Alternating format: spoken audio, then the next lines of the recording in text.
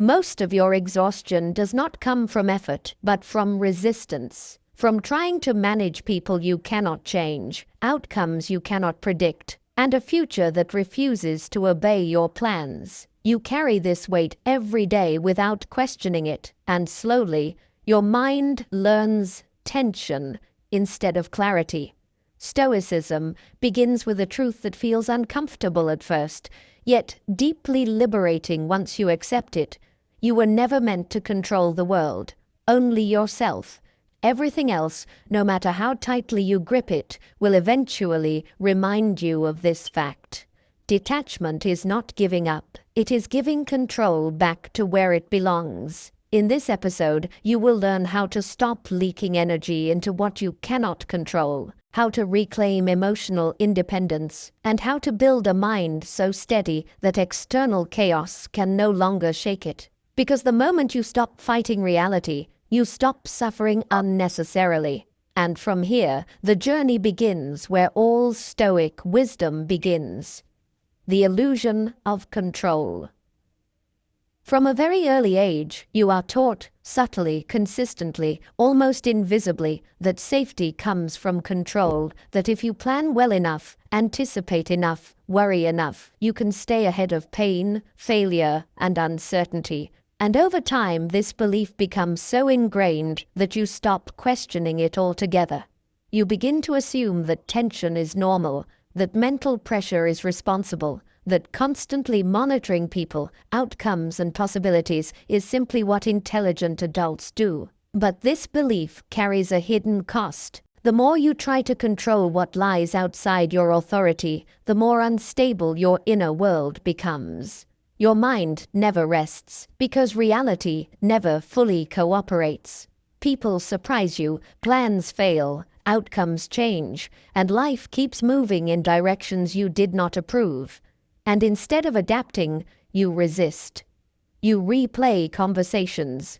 You predict disasters. You try to manage reactions before they exist. What you call being prepared slowly turns into chronic inner conflict. This is not control. It is fear disguised as responsibility. The Stoics saw this pattern with ruthless clarity. They understood that the world is not chaotic because it lacks order, but because it follows laws far greater than individual desire. Other people act according to their character, not your expectations. Events unfold according to causes you do not command. Time moves forward without consulting your preferences. And yet, the untrained mind behaves as if anxiety itself could bend these forces. This is the illusion of control. Epictetus reduced this entire struggle to one decisive distinction that sits at the core of Stoic philosophy. Some things are up to you, and some things are not. And confusing the two is the source of nearly all unnecessary suffering. Your thoughts, judgments, values, intentions, and actions belong to you completely. Other people's opinions, their behavior, external events, outcomes, success, failure, and even time itself do not, no matter how deeply you care about them. Every time you cross this boundary, you pay a price. When your peace depends on outcomes, you become anxious. When it depends on approval, you become dependent. When it depends on certainty, you become fearful in a world that offers none. The illusion of control promises security, but delivers fragility because it ties your inner stability to forces that were never meant to support it. Detachment begins not with letting go, but with seeing clearly. You begin to notice how much of your mental energy is wasted trying to manage what does not belong to you. You see that worry has never prevented loss, that tension has never guaranteed success, and that fear has never created clarity. Slowly, the mind starts to release its grip, not because you force it to, but because the illusion no longer convinces you. This shift is quiet, but radical. Instead of asking how to make life behave, you begin asking how to remain steady regardless of how it behaves. Instead of trying to dominate the future, you prepare your character. Instead of chasing certainty, you build resilience. You stop fighting reality and start aligning with it. This does not make you passive, it makes you precise. You act fully where action is possible, and you release completely where control is impossible. And in that distinction, something stabilizes inside you. The world does not suddenly become predictable, but it stops shaking you from the inside. Events still happen, people still disappoint, outcomes still change, but they no longer own your inner state. The illusion of control keeps the mind restless. The acceptance of limits makes it strong, and once this illusion dissolves, detachment stops feeling like loss and starts feeling like clarity, because you are no longer exhausting yourself trying to command what was never yours to command. From here, the next step becomes unavoidable. Letting go of attachments. Attachment rarely announces itself as weakness. It presents itself as commitment, as loyalty, as love, as ambition, as the reasonable desire for stability in an uncertain world.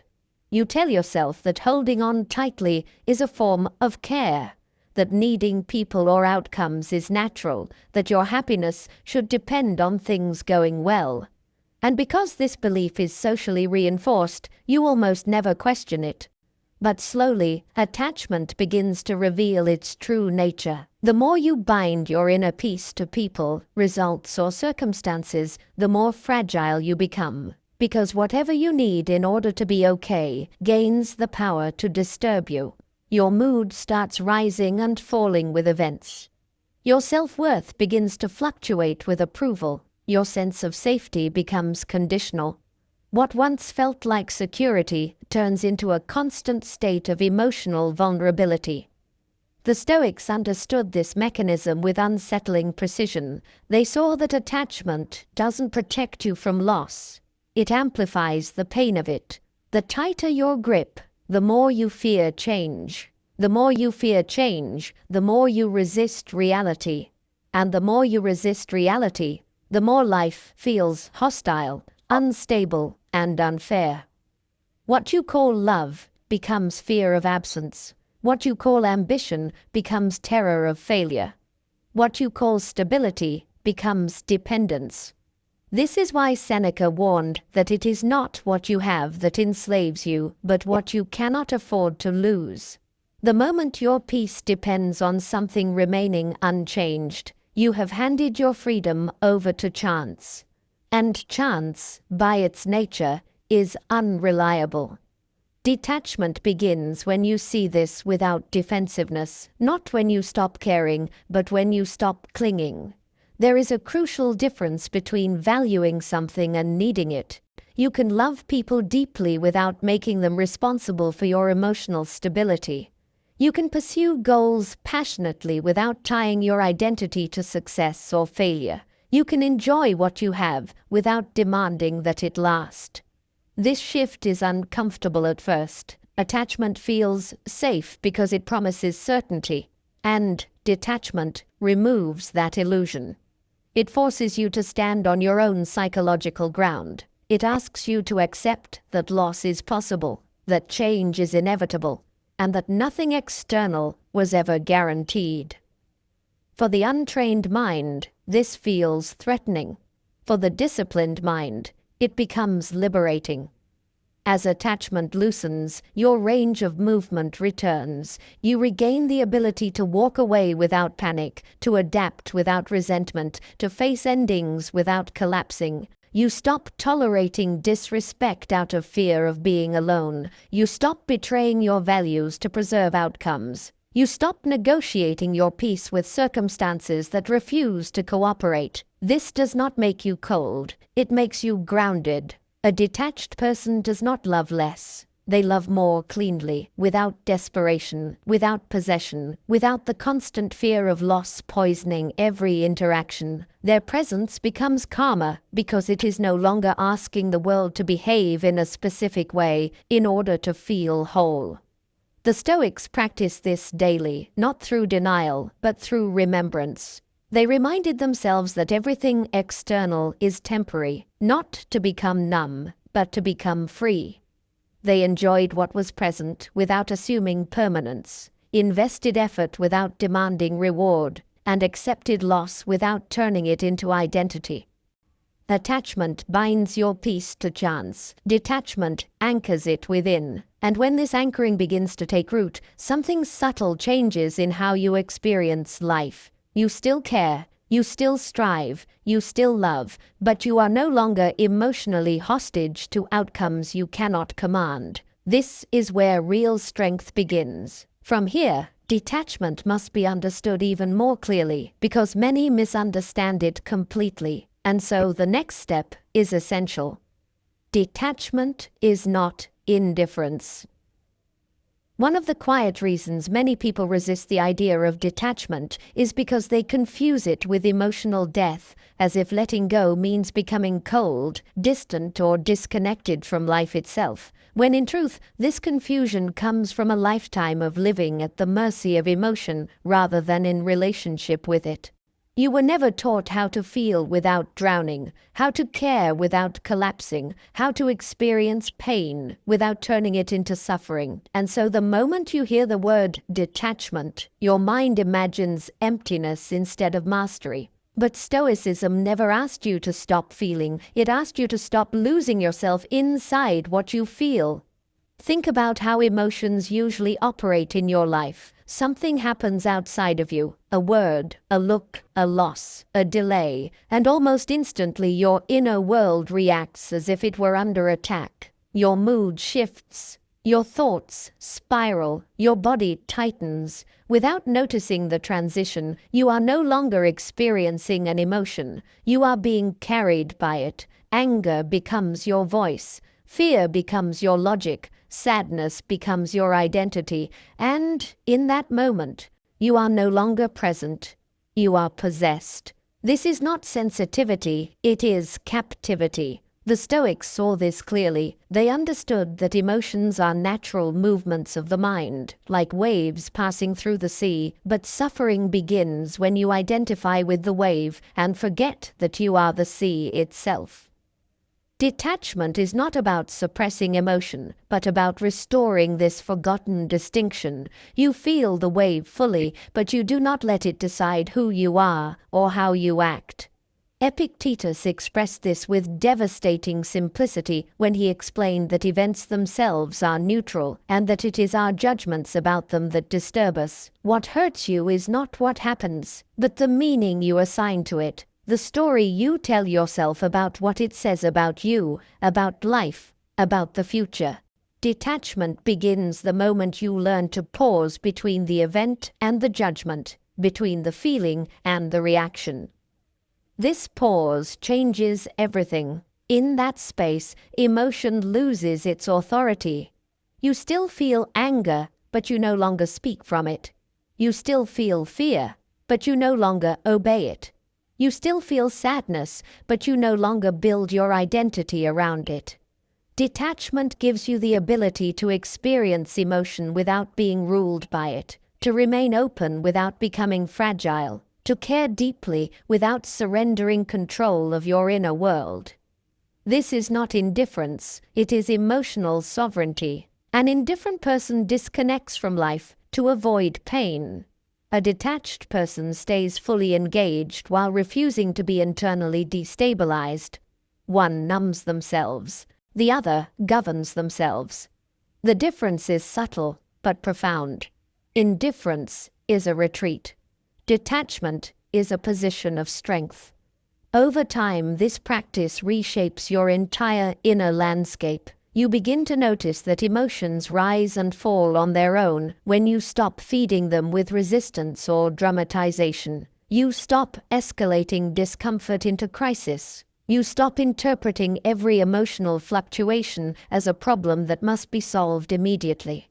Calm becomes something you return to, not something you chase. This is where clarity is born. You start responding instead of reacting. You choose your words instead of releasing them. You act from principle instead of impulse. And because your inner state is no longer hostage to external events, your presence becomes steadier, heavier, more grounded. People feel it. Situations change around it. Not because you are controlling anything, but because you are no longer internally scattered. Detachment does not strip you of emotion. It strips emotion of its power to hijack you. You remain human, sensitive, aware, and capable of deep connection, but you are no longer volatile. You no longer swing between extremes. You no longer hand your peace to whatever happens next. Your inner world becomes ordered, not rigid, alive, not chaotic. This is the kind of strength Stoicism was designed to build. Not the strength of suppression, but the strength of containment. Not emotional absence, but emotional intelligence lived in real time. Not distance from life, but freedom within it. And once you understand detachment in this way, not as indifference but as inner authority, you are ready for the next transformation, where detachment stops being a concept and becomes a way of standing on your own psychological ground. Emotional independence. At some point in your life, often without you noticing when it began, your emotional state became tied to things outside of you. A word of approval could lift you for hours. A look of disinterest could ruin your day. A message unanswered could create anxiety. A small rejection could echo far longer than it deserved. Slowly, quietly, your emotions learned to wait for permission from the outside world before deciding how to feel. This is emotional dependence. It does not look dramatic. It looks normal. It looks like caring. It looks like being human in a connected world. But beneath the surface, something fragile is forming. A mind that cannot regulate itself without external input. And when your emotional balance depends on people, circumstances, or outcomes behaving correctly, you are never truly stable, only temporarily soothed. Stoicism was built to break this pattern. Emotional independence does not mean that you stop feeling, nor does it mean that you become detached from relationships or experiences. It means that your inner state is no longer outsourced. You no longer wait for the world to tell you whether today will be calm or chaotic, whether you are worthy or lacking, whether you are secure or threatened. That authority returns to where it belongs, inside you. This shift is uncomfortable at first. When you stop seeking emotional regulation from the outside, there is a silence you must face. No reassurance arrives. No validation smooths the edges. No reaction rescues you from discomfort. And in this silence, many people panic, mistaking the absence of external support for emptiness, when in reality, it is the beginning of self-mastery. Emotional independence begins when you learn to observe your inner reactions without immediately trying to escape them. You feel irritation rise, and instead of expressing it impulsively or suppressing it forcefully, you watch it. You notice fear without rushing to neutralize it. You allow sadness without turning it into identity. This observation creates distance, and distance creates choice. This is the inner observer awakening. The Stoics understood that emotions are signals, not commands. They inform you, but they do not decide for you. When this distinction becomes lived experience rather than theory, your reactions slow down. You stop being dragged by every internal movement. You regain authorship over how you respond. Marcus Aurelius reminded himself repeatedly that the mind has the power to withdraw its judgments at any moment, and, in doing so, withdraw its suffering. This was not optimism. It was discipline, the discipline of refusing to let emotions dictate reality. As emotional independence strengthens, something profound changes in how you relate to others. You stop expecting people to regulate you. You stop needing them to behave in specific ways for you to feel okay. Appreciation becomes welcome rather than necessary. Disagreement becomes tolerable rather than threatening. Distance no longer feels like abandonment. This does not weaken relationships. It purifies them. When you are emotionally independent, you choose people rather than cling to them. You engage without desperation. You give without bargaining. Your presence becomes calmer because it is not asking for emotional rescue. Others feel this stability, even if they cannot name it. Independence also changes how you face difficulty. Pain no longer immediately turns into suffering. Discomfort no longer demands instant relief. You trust yourself to endure inner turbulence without collapsing. This trust builds resilience, not the kind that avoids hardship, but the kind that knows it can pass through it intact. Emotional independence is not emotional isolation. It is emotional grounding. You are no longer waiting for the world to stabilize you. You stabilize yourself and then meet the world from that center. Life continues to surprise, disappoint, and challenge you, but it no longer has unrestricted access to your inner balance. This is a quiet power, a power that does not announce itself, a power that does not react impulsively, a power that remains intact under pressure. And once emotional independence takes root, detachment deepens naturally because you are no longer attached to reactions, moods, or emotional outcomes. You are anchored, you are present, you are internally governed. From here, the journey continues into a truth that gives emotional independence its depth and its patience. Acceptance of impermanence. One of the deepest sources of human suffering is not loss itself, but the quiet refusal to accept that loss is woven into the structure of life. You expect permanence from things that were never designed to last. Relationships, success, youth, certainty, even emotional states. And when change arrives, as it always does, it feels like betrayal rather than reality. You ask why things did not stay the same, instead of asking why you believed they ever would. Stoicism begins to mature the moment you stop making this mistake. Impermanence is not a flaw in existence, it is its operating system. Everything that appears will pass, everything that forms will dissolve, everything that rises will eventually fall into something else. When you resist this truth, you suffer twice. Once from the event itself, and once from your refusal to accept it. When you accept it, pain may still visit you, but it no longer turns into despair. This acceptance does not happen intellectually. It happens through confrontation. You begin to notice how often fear is really fear of change, how anxiety is often attachment to a version of the future that does not exist, how grief is intensified not by loss alone, but by the demand that what was meaningful should have been permanent. Slowly, the mind begins to soften its grip, not because it no longer cares, but because it understands the cost of clinging.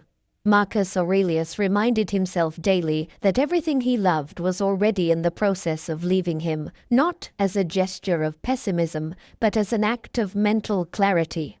By remembering impermanence, he did not love less. He loved without illusion. He enjoyed what was present without demanding that it remain untouched by time. This is where freedom begins to appear. When you accept impermanence, you stop living in constant anticipation of loss. You stop tightening your grip on moments as they pass. You allow experiences to be complete without trying to freeze them. You understand that change does not mean meaninglessness, and that endings do not cancel what was real. Acceptance transforms how you face pain. Instead of asking why something ended, you ask what it revealed. Instead of fighting change, you adapt to it. Instead of collapsing when something leaves, you integrate what it gave you. Impermanence stops feeling like theft and starts feeling like movement. This does not make you passive, it makes you flexible. A flexible mind bends without breaking. It flows where resistance would snap. It understands that life is not a structure to be preserved, but a process to be participated in. When impermanence is accepted, resilience deepens, because you no longer need guarantees in order to remain stable. You still grieve, you still feel loss, you still experience longing, but you no longer add the second wound. the belief that something has gone wrong simply because something has changed. This is one of the most liberating realizations Stoicism offers. Nothing is promised, and because nothing is promised, everything can be appreciated without fear. You begin to live with presence instead of anxiety, gratitude instead of clinging, awareness instead of denial. The moment becomes enough, not because it lasts, but because it exists at all. Acceptance of impermanence does not numb the heart, it steadies it. You stop demanding that life remain still, and in doing so, you regain your ability to move with it. You stop fighting the natural rhythm of appearing and disappearing, and as that fight ends, so does much of your unnecessary suffering. From this acceptance, a deeper form of strength emerges, one that no longer depends on stability outside of you, because it has learned to remain centered within change itself. And with this foundation in place, the next step becomes clear, where detachment turns into inner command rather than mere acceptance. Mastering your inner world. There comes a moment, often after disappointment has repeated itself enough times, when you begin to realize that the greatest battles of your life were never truly external, even though they always appeared that way on the surface. The arguments, the losses, the instability, the pressure of circumstances. All of them entered your life from the outside, but none of them had the power to wound you until they were given permission inside your own mind. This is where Stoicism draws its most decisive line. You cannot command events. You cannot govern other people. You cannot stabilize the world, but you can govern the space within you, where all of these things are interpreted, judged, magnified, or dissolved. Most people never master this space. They live as if their inner world were an open city, unguarded, allowing every opinion, setback, insult, and uncertainty to enter freely and take control. Their thoughts react before they are examined, their emotions escalate before they are understood, and their peace is repeatedly surrendered to forces that were never meant to rule it. Mastery begins when this changes. To master your inner world does not mean suppressing thought or emotion, but organizing them, placing them in their proper hierarchy, and refusing to let what is external dictate what is internal. It is the realization that while you may not choose what happens to you, you always choose the meaning you assign to it, and that meaning determines whether you suffer or remain steady. Marcus Aurelius wrote to himself as a reminder, not as theory, that you have power over your mind, not outside events, and that understanding this truth is the source of strength. He was not speaking from comfort, but from responsibility, pressure, and constant uncertainty, which is precisely why his insight carries weight. He learned that calm is not something you wait for the world to provide, but something you generate by disciplining your judgments. This discipline is practiced in small moments, when irritation arises and you choose not to feed it with narrative, when fear appears and you observe it without obeying it, when a setback occurs and you refuse to turn it into identity. Each time you do this, you reclaim territory within yourself. You reduce the reach of chaos. You build a psychological fortress, not by blocking life out, but by filtering how life enters. Over time, your inner world becomes less reactive, less dramatic, less vulnerable to disturbance, not because you have hardened, but because you have clarified what deserves your attention and what does not. Mastery is not loud. It does not announce itself with confidence or control over others. It reveals itself quietly in how slowly you react, in how little external noise can move you, in how quickly you return to center after disruption. You begin to notice that situations which once consumed your thoughts now pass through with minimal friction. Problems still exist, but they no longer occupy your entire inner landscape. This is the foundation of real resilience. When your inner world is mastered, you are no longer dependent on favorable conditions in order to function well. You can think clearly under pressure. You can act deliberately in uncertainty. You can remain calm without becoming passive, and engaged without becoming enslaved. The external world continues to change, but it no longer dictates your internal stability. Mastering the inner world is not a single achievement. It is a daily practice of attention, judgment, and restraint. A repeated choice to govern yourself rather than demand that life govern itself for your comfort. And with each repetition, detachment deepens naturally, because you are no longer attached to reactions, moods, or mental noise. From this point forward, detachment stops being something you try to do. It becomes something you are. And once inner mastery takes root, another illusion begins to dissolve: the belief that approval from the outside world has any power over your worth or direction. That is where the next transformation begins, breaking free from external validation. For most of your life, whether you were aware of it or not, your sense of worth was being quietly negotiated with the outside world. A compliment could lift you, silence could unsettle you. Approval felt like confirmation that you were on the right path, while criticism or indifference felt like a verdict against you. Over time, this constant negotiation became so normal that you stopped seeing it as dependence and began calling it motivation, connection, or ambition. But what you were really doing was outsourcing your value. External validation is seductive because it feels reassuring. It gives the illusion of certainty in a world full of doubt. When others approve of you, you feel safe. When they recognize you, you feel real. When they praise you, you feel worthy. And yet, this safety is unstable by design because it rests on something you do not control: other people's perceptions, moods, standards, and expectations. Stoicism was uncompromising about this weakness. It taught that the moment your self-worth depends on applause, you have placed your inner stability in the hands of strangers, crowds, and circumstances that cannot possibly carry that responsibility. You begin adjusting yourself to be acceptable rather than aligned. You say what is liked rather than what is true. You choose paths that look impressive rather than those that feel meaningful. And slowly, without dramatic collapse, you drift away from yourself. This drift is subtle. You do not wake up one day feeling fake. You simply feel tired, restless, slightly hollow, as if no amount of approval ever quite satisfies you for long. And it never will, because validation treats the symptom, not the cause.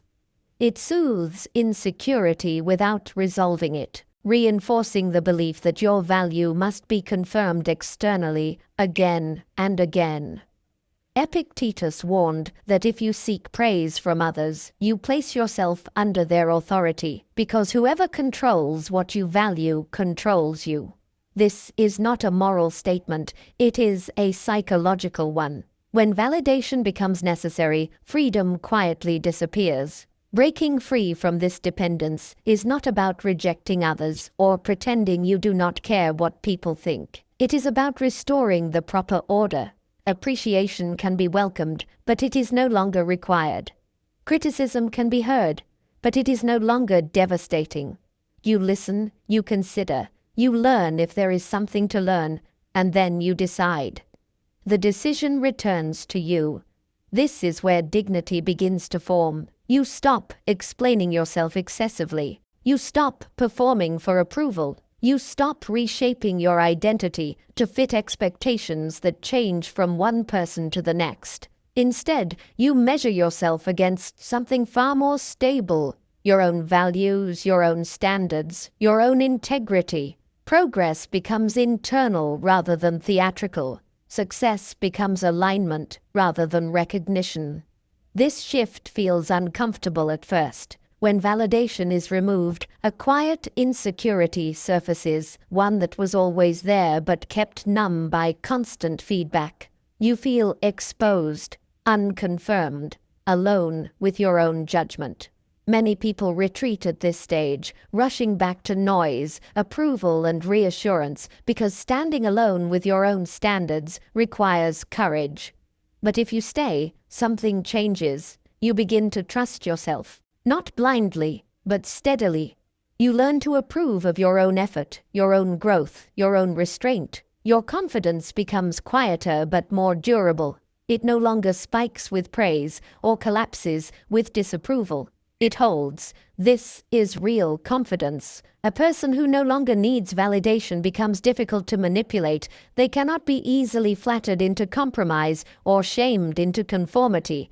They listen, but they are not owned. They engage, but they are not dependent. Their presence becomes calm because it is not asking for permission to exist. This does not isolate you from others. It actually improves connection. When you are no longer seeking validation, relationships become cleaner. You give without bargaining. You speak without performing. You connect without fear of losing yourself.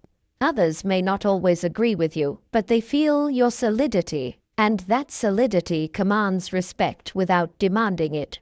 Breaking free from external validation is one of the most liberating steps in detachment.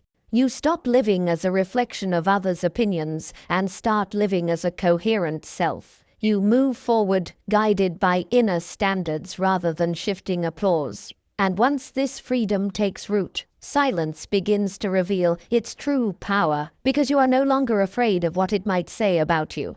That is where the next chapter leads. The power of silence.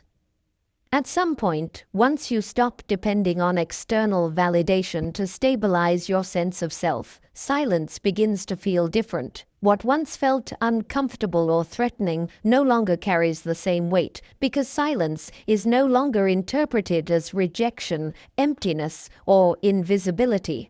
Instead, it becomes a space where nothing is demanded of you, where no performance is required, where your inner voice can finally be heard without competition. Most people fear silence because silence removes distraction, and distraction has been their primary coping mechanism. In noise, the mind does not have to face itself. In constant conversation, stimulation, and reaction, unresolved thoughts remain buried, emotions stay unexamined, and inner contradictions never demand resolution. Silence interrupts this escape. It strips away external reference points and leaves you alone with your own judgments, impulses, and truths. This is why silence feels heavy to the untrained mind, not because it is empty, but because it is revealing. The Stoics understood silence as a form of strength, not the silence of suppression, but the silence of restraint. The silence that comes from no longer needing to react to everything, explain everything, defend everything, or comment on everything. When you are silent by choice rather than fear, you reclaim control over your attention, your words, and your emotional energy. Marcus Aurelius reminded himself repeatedly that it is possible to live a good life without announcing it, without broadcasting intention, and without demanding recognition. His silence was not withdrawal from responsibility, but clarity of purpose. He spoke when necessary, acted when required, and remained silent when words would add nothing but noise. Silence sharpens perception. When you stop filling every moment with reaction, you begin to notice patterns you once missed. You observe human behavior without immediately judging it. You listen without preparing your response. You sense emotional undercurrents instead of being pulled into them. In silence, your awareness expands because it is no longer fragmented by constant output. This is where discernment is born. A silent mind becomes selective. It learns what deserves attention and what does not. It stops wasting energy on arguments that lead nowhere, explanations that are not respected, and reactions that only fuel unnecessary conflict. You begin to understand that not every thought needs expression, not every emotion needs display, and not every situation requires your involvement. Silence also restores power to your words. When you speak less, what you say carries more weight. Your words are no longer diluted by excess. You stop talking to fill space and start speaking with intention. People listen differently, not because you demand attention, but because your presence has become grounded rather than reactive. This is not manipulation, it is coherence. Silence creates distance between stimulus and response, and in that distance, freedom exists. You are no longer compelled to justify yourself immediately, to prove your point, or to defend your identity. You can wait, you can observe, you can choose your response, or choose none at all. Many conflicts dissolve at this stage, not because they are resolved verbally, but because you no longer feed them emotionally. When you stop reacting, situations lose momentum. When you stop explaining, misunderstandings reveal themselves naturally. When you stop chasing clarity from others, your own clarity deepens. Silence is not avoidance, it is discipline. It is the recognition that your energy is finite and valuable, and that spending it on noise weakens your inner structure. As silence becomes habitual, your mind grows calmer, your reactions slower, and your presence heavier. You are no longer rushed, you are no longer scattered, you are internally aligned. This is why silence feels powerful, not because it dominates others, but because it restores sovereignty within you. You stop bleeding attention into the external world and begin consolidating it inward.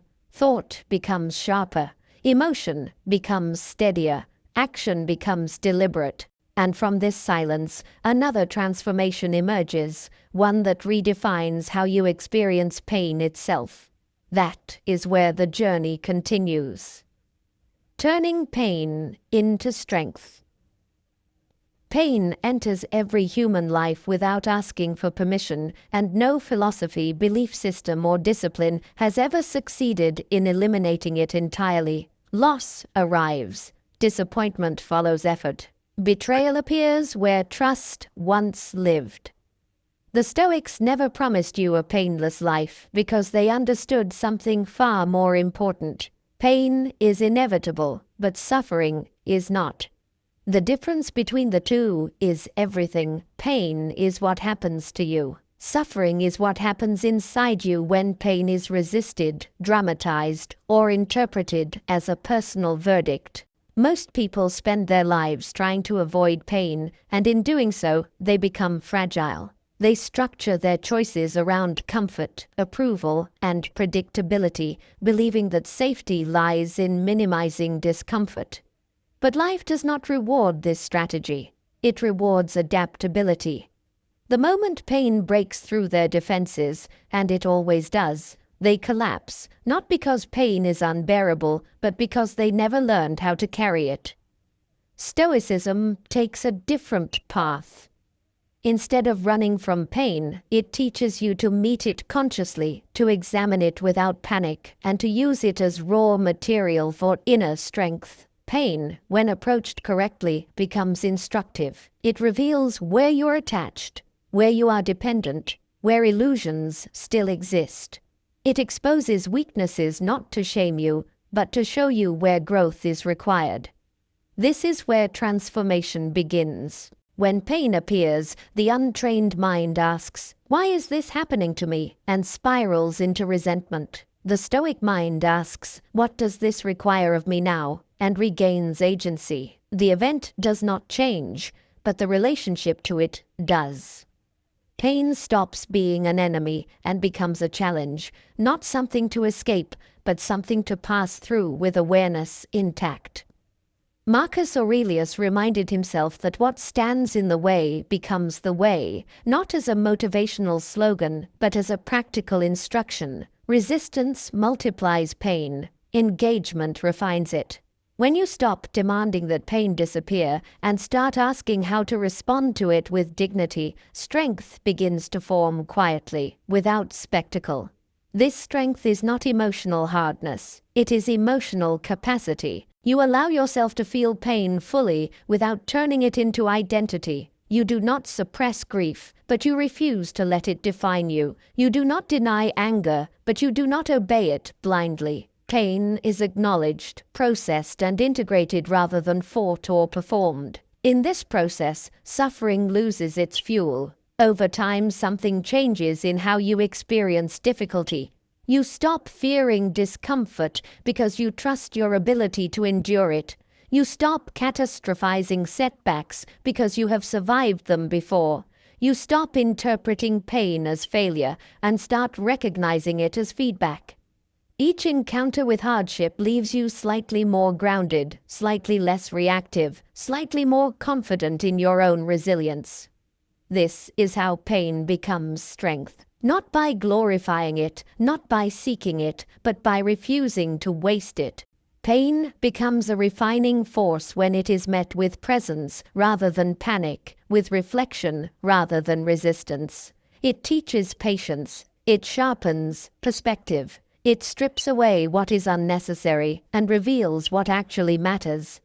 The Stoics did not believe that suffering made people noble. They believed that how you respond to pain reveals who you are becoming. A person who has learned to carry pain without collapse moves differently through life. They are less desperate for comfort, less fearful of loss, less shaken by uncertainty. Their calm is not ignorance of hardship, but familiarity with it. They know that pain can be endured, and because of this knowledge, it loses its power to intimidate them. This does not make life easier, it makes you stronger. And once pain is no longer feared, another quality begins to develop naturally. The quiet confidence that you can bend without breaking, recover without resentment, and continue forward without losing yourself. That quality is resilience, and it is where the next chapter begins. Building resilience. Resilience is often misunderstood as toughness, as emotional armor, as the ability to endure without feeling, but this misunderstanding creates brittle people rather than strong ones. True resilience is not the absence of impact. It is the ability to absorb impact without losing structure. It is not about standing rigid against life's pressure, but about bending intelligently so that pressure does not break you. The Stoics never admired hardness. They admired endurance with clarity. Most people collapse under hardship not because the hardship is extraordinary, but because their inner structure is weak. Their sense of self is too dependent on comfort, their expectations too fragile, their emotional regulation too external. When difficulty arrives, it overwhelms them because nothing inside has been trained to carry weight. Resilience is that training. It is built gradually, not in moments of ease, but in repeated encounters with discomfort where you choose awareness over panic and discipline over reaction. Each time life tests you and you remain internally organized, something strengthens quietly. You may not feel powerful in the moment, but you are becoming stable. This stability compounds. Resilience grows when you stop interpreting hardship as a personal failure and start seeing it as a condition of existence. Pain is no longer an anomaly, it is expected. Setbacks are no longer humiliations, they are data. Loss is no longer a verdict, it is part of movement. When this perspective settles, your nervous system changes how it responds to challenge. You no longer rush to escape difficulty, you no longer dramatize resistance, you no longer collapse at the first sign of pressure. Marcus Aurelius wrote repeatedly about meeting hardship with steadiness rather than complaint, not because hardship was desirable, but because complaining weakened the mind further. He understood that resilience is built by asking, again and again, what is required of me now, rather than, why should this not be happening? This question changes your posture toward life. Instead of shrinking, you orient yourself. Instead of resisting, you adapt. Instead of reacting emotionally, you respond deliberately. Each response strengthens your confidence in one essential truth. You can handle more than you think. Not because you're invulnerable, but because you're flexible. Resilience is flexibility under pressure. A rigid mind breaks when expectations are violated. A resilient mind adjusts without losing coherence. It does not deny difficulty, but it does not magnify it either. It accepts reality quickly and allocates energy where it is useful rather than where it is loud. This is why resilient people appear calm, not because life treats them gently, but because they have stopped wasting energy on resistance. They have learned that emotional collapse does not reduce pain. It multiplies it. They have learned that steadiness preserves strength, and strength preserves choice. Over time, resilience creates a profound internal shift. You stop fearing uncertainty because you trust your ability to respond. You stop dreading challenge because you have survived challenge before. You stop building your life around avoiding pain and start building it around capacity. This does not make you reckless, it makes you grounded. A resilient person does not need ideal conditions to function well. They can think clearly under stress, act purposefully in difficulty, and recover without resentment when things go wrong. Their confidence is not optimism. It is earned trust in their own adaptability. They know that life will change, and that they will change with it without losing themselves. This is not bravado, it is inner architecture. Resilience is what remains when illusions of control have fallen away, attachments have loosened, pain has been integrated, and emotional independence has taken root. It is the quiet assurance that no matter what happens, you will meet it with presence rather than panic. And when resilience becomes part of who you are, solitude begins to take on a different meaning altogether, not as absence, but as a source of consolidation and strength. That is where the journey continues. Embracing solitude. At this stage of the journey, solitude no longer appears as something to be avoided, endured, or explained away, because you have already learned that much of what once frightened you in being alone was not loneliness itself, but the absence of distraction, validation, and emotional crutches that once kept you from hearing your own inner voice. What now remains, once those dependencies have loosened, is not emptiness, but space. And space, when entered consciously, becomes strength. Most people fear solitude because they associate it with rejection or failure, as if being alone were proof that something went wrong, that they were not chosen, not wanted, not valued. Society quietly reinforces this belief by equating constant connection with success and silence with deficiency. And so people stay busy, surrounded, stimulated, not because it nourishes them, but because stillness would force them to confront themselves. Stoicism offers a different interpretation. Solitude is not weakness. It is self-sufficiency training. When you are alone without distraction, without immediate feedback, without the emotional noise of others, your inner world becomes visible in a way it never could before. Thoughts emerge that were previously drowned out. Emotional patterns reveal themselves without external interference. You begin to see how much of your behavior was shaped by reaction rather than choice, by habit rather than intention. This is not comfortable at first. Solitude removes the buffer between you and yourself. There is no one to impress, no one to blame, no one to regulate your emotions for you. What remains is responsibility, not the burden of it, but its clarity. You begin to realize that the quality of your inner life is entirely your own task, and that no amount of company can compensate for inner disorder. Epictetus taught that freedom begins when you depend as little as possible on what is outside your control, and solitude is where this lesson becomes undeniable. Alone, you are forced to confront how much peace you truly possess, without reinforcement. You learn whether your calm is real or borrowed, whether your confidence is internal or propped up by approval.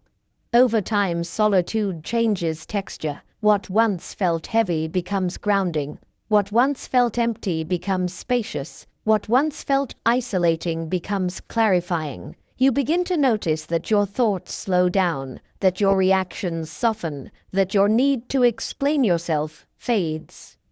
Silence no longer feels like punishment. It feels like alignment. This is where wholeness begins to form. In solitude, you are no longer fragmented by roles, expectations, or emotional demands. You do not have to be entertaining, agreeable, impressive, or available. You are simply present. And in this presence, your values become clearer, your priorities sharpen, and your sense of direction strengthens without external pressure. Solitude also reveals something crucial. You are more capable than you thought. You learn that you can endure boredom without panic, sadness without collapse, uncertainty without escape. You discover that being alone does not diminish you. It consolidates you. It gathers scattered energy and returns it inward, where it becomes focus, insight, and quiet confidence. This does not mean rejecting connection. It means choosing it consciously.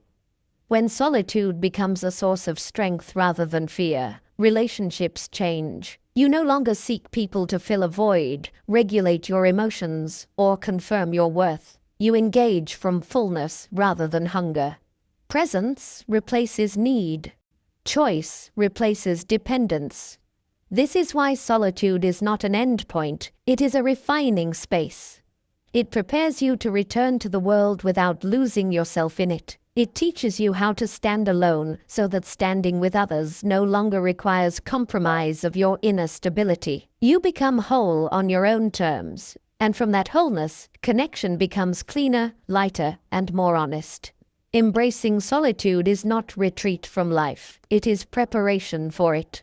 And once solitude is no longer feared, another ability naturally emerges. The ability to focus with precision, to discern what truly matters, and to stop wasting attention on what does not. That is where the next chapter leads. The power of discernment and focus. Once solitude has done its work, and your inner world is no longer scattered by constant reaction, something quietly returns to you that modern life almost completely erodes. Discernment. You begin to notice that not everything deserves your attention, not every thought deserves belief, not every invitation deserves acceptance, and not every battle deserves your energy. What once felt urgent now feels optional. What once felt overwhelming now feels selectable. This is the birth of focus. Most people are exhausted not because life is demanding, but because they give their attention indiscriminately. They respond to every stimulus, absorb every opinion, chase every notification, and react to every emotional ripple in their environment. Their mind becomes a crowded room where nothing important can be heard clearly. Focus disappears not through laziness, but through misallocation. Stoicism treats attention as a form of power. Where your attention goes, your life follows. When you give it away carelessly, your days are shaped by noise rather than intention. When you guard it, your life begins to align around what actually matters. Discernment is the ability to decide what enters your inner world and what is left outside, not out of arrogance, but out of respect for your finite energy. This ability does not appear suddenly. It develops as a consequence of detachment. Once you are no longer emotionally dependent on outcomes, approval, or constant stimulation, you no longer feel compelled to engage with everything. You begin to pause before reacting. You ask yourself whether something deserves your time, your emotion, your words, and often the answer is no.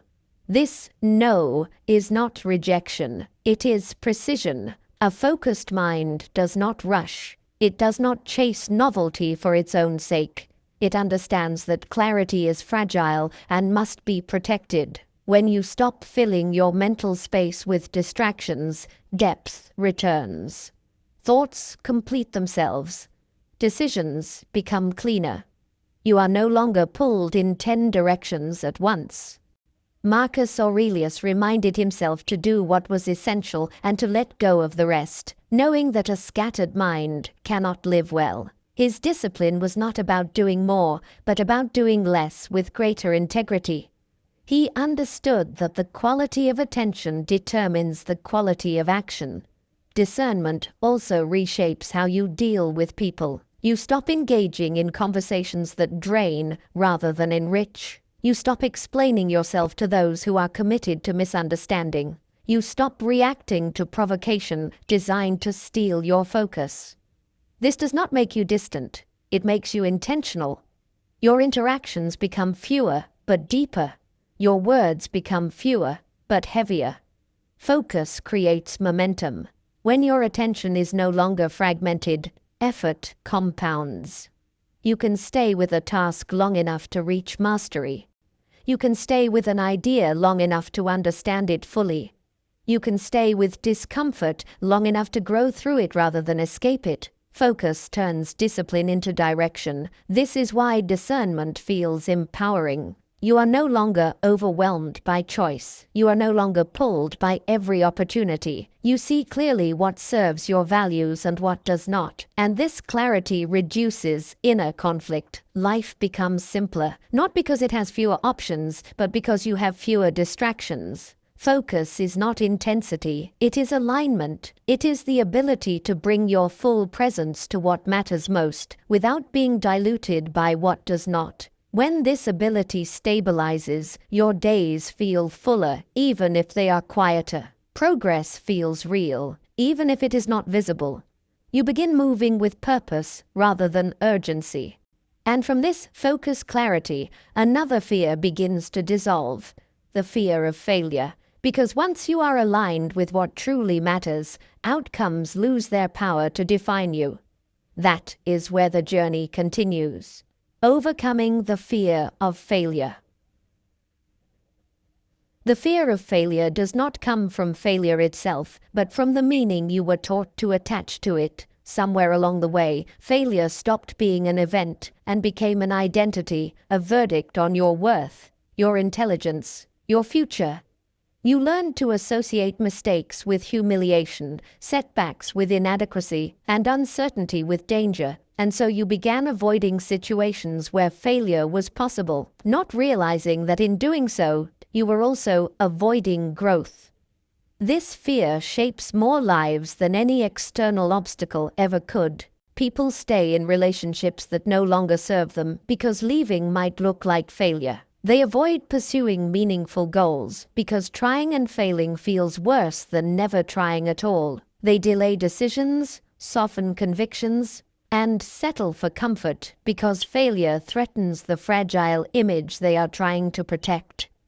What appears as caution is often fear in disguise. Stoicism dismantles this illusion quietly but completely. Failure, from a Stoic perspective, is not a moral judgment. It is feedback. It is information. It is a moment in a process rather than a conclusion about who you are. When this understanding takes root, fear begins to loosen its grip, because fear thrives only when outcomes are allowed to define identity. Epictetus reminded his students that success and failure belong to the realm of externals, while intention, effort, and integrity belong to you. You can fail honorably, you can fail intelligently, you can fail while remaining aligned with your values. And when you understand this, failure loses its power to shame you. The fear of failure is really the fear of exposure. It is the fear of being seen as incomplete, uncertain, or flawed. But Stoicism asks a simple and unsettling question. What if imperfection is not a defect, but a condition of being human? What if failure is not evidence that you are unworthy, but proof that you are engaged with life rather than hiding from it? When you accept this, something shifts internally. You stop trying to guarantee outcomes before acting. You stop waiting for perfect conditions that never arrive. You begin measuring success not by results, but by alignment, whether you acted with clarity, courage, and discipline, regardless of how things turned out. This does not eliminate disappointment, but it removes humiliation from the equation. Failure becomes survivable. More than that, it becomes useful.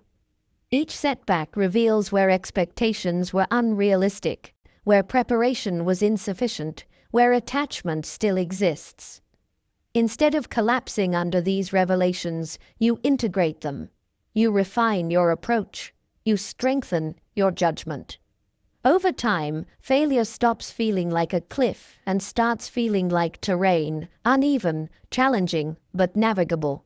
This is where confidence becomes grounded. Not the loud confidence of guaranteed success, but the quiet confidence of knowing that even if you fall short, you will remain intact. You will not be destroyed by embarrassment. You will not lose your sense of self. You will not need to retreat into avoidance to protect your ego. A person who no longer fears failure moves differently. They take risks thoughtfully. They speak honestly. They act decisively, not because they are reckless, but because they are no longer paralyzed by the need to appear flawless. Their energy is no longer spent on self-protection, and that energy becomes available for growth. This does not mean you stop caring about outcomes. It means you stop letting outcomes own you. You still prepare. You still aim well. You still refine your craft.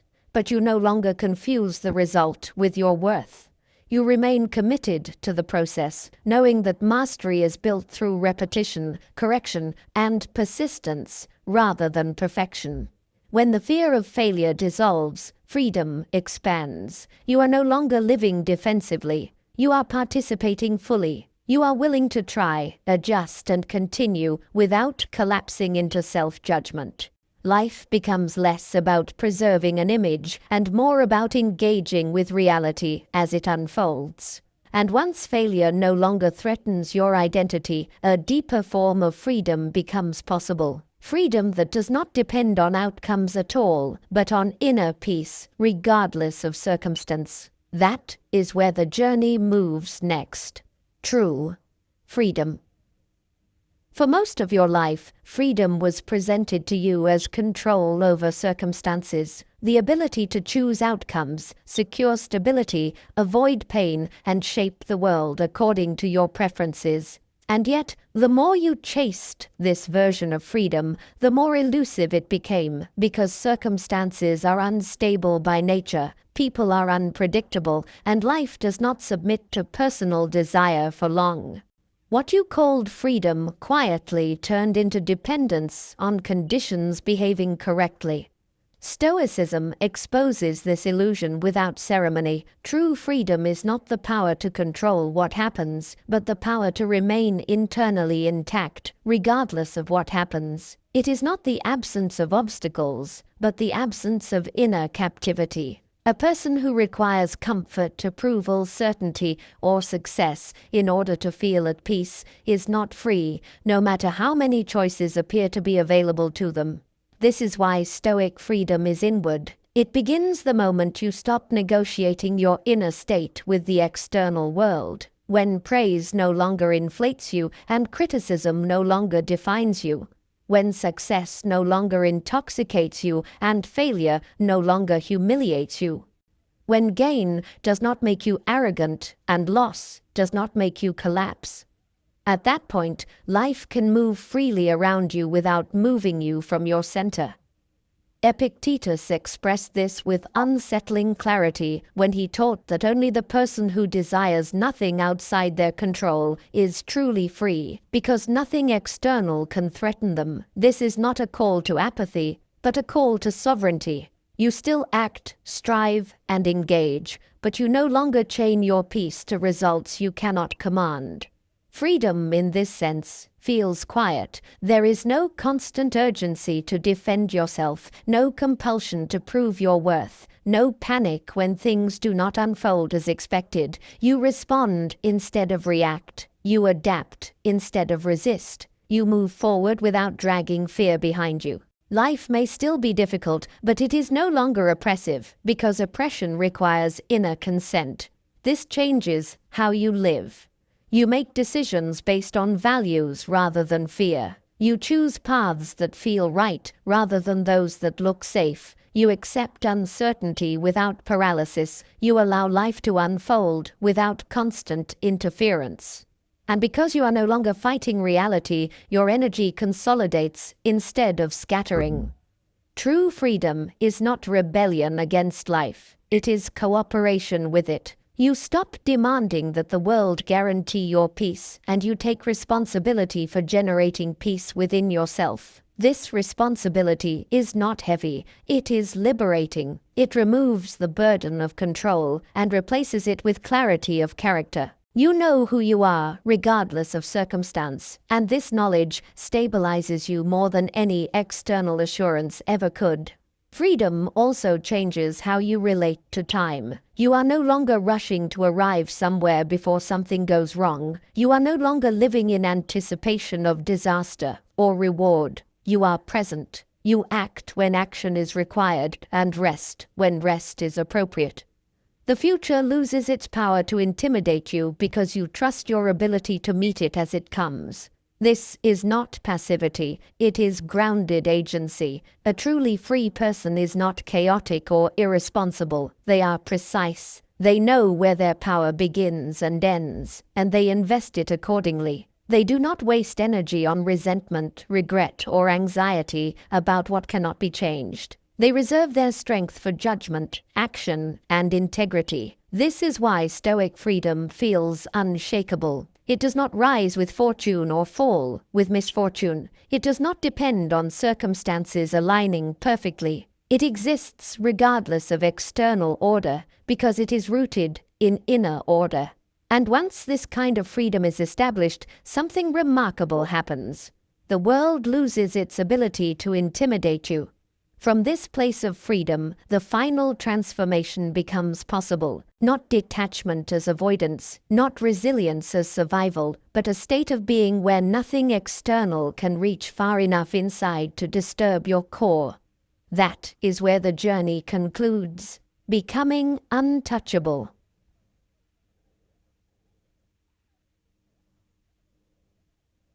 At the end of this path, something quiet but irreversible takes place. You do not feel invincible. You do not feel superior. You do not feel detached from life in a cold or distant way. What you feel is something far more grounded and far more rare. You feel unreachable by forces that once controlled you from the inside.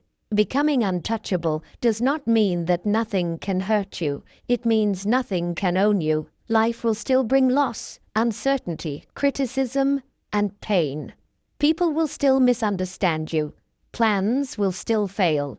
Change will still arrive without warning. But these experiences no longer penetrate to the core of who you are, because there is no longer a fragile center waiting to be destabilized. You have built something solid within yourself, not through avoidance, but through confrontation. This solidity is the result of everything that came before. You stop chasing control and learn to govern your responses. You loosened attachment and reclaimed inner authority. You learn to feel without collapsing, to stand alone without fear, to endure pain without wasting it, to focus without distraction, and to act without needing outcomes to validate you. Each step stripped away a layer of dependence until very little remained that the world could manipulate. This is what untouchable truly means. You are no longer emotionally negotiable. Praise does not inflate you because you do not depend on it. Criticism does not destroy you because you are no longer defined by perception. Loss does not erase you because your identity is not built on possession.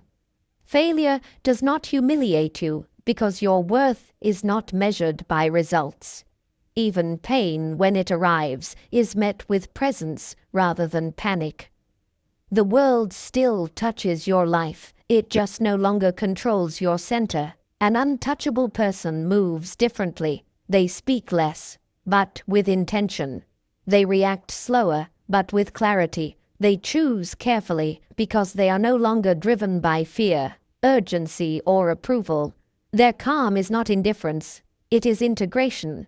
Everything inside them has a place, and nothing is fighting for dominance. This is not emotional armor. Armor is rigid and breaks under enough force. What you have built is flexibility with structure, awareness with restraint, openness with boundaries. You can be present without being exposed, compassionate without being consumed, engaged without being enslaved. You are fully in the world, but no longer at its mercy. This is why such people feel rare. They are not loud, they are not reactive. They do not need to prove anything. Their strength does not come from control over others or circumstances, but from mastery over themselves.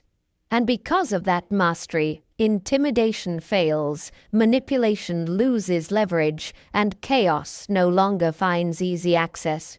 Becoming untouchable is not a destination you arrive at once. It is a state you maintain. It requires continued awareness, continued restraint, continued honesty with yourself. But once it is established, life feels different. You wake up less tense. You move through difficulty with more composure. You recover faster. You trust yourself more deeply, not because you expect things to go well, but because you know you can remain intact even when they do not. This is the quiet victory Stoicism offers. Not dominance over life, but freedom within it. Not immunity from pain, but immunity from unnecessary suffering. Not a hardened heart, but an unbreakable center.